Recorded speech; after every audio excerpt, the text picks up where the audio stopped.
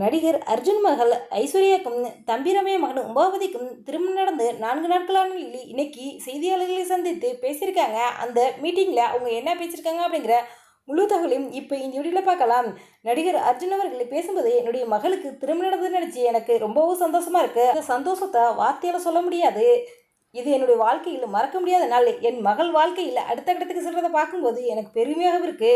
என் மகள் திருமணத்துக்கு வந்து வாழ்த்திய அனைவருக்கும் நன்றி அப்படின்னு அர்ஜுன் அவர்கள் பேசினாங்க.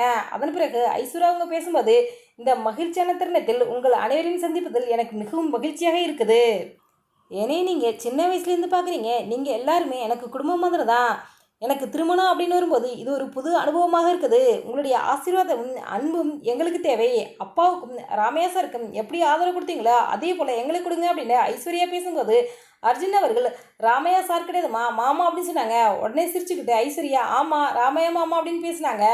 அதன் பிறகு ஐஸ்வர்யா பேசும்போது, என்னுடைய கருத்துக்களை வெளிப்படுத்த எங்கள் அம்மா அப்பா எனக்கு முழு சுதந்திரம் கொடுத்தாங்க. இதே போல் எனக்கு இப்போ பூந்தி வீட்டில் ஒரு குடும்பம் கிடச்சிருக்கு.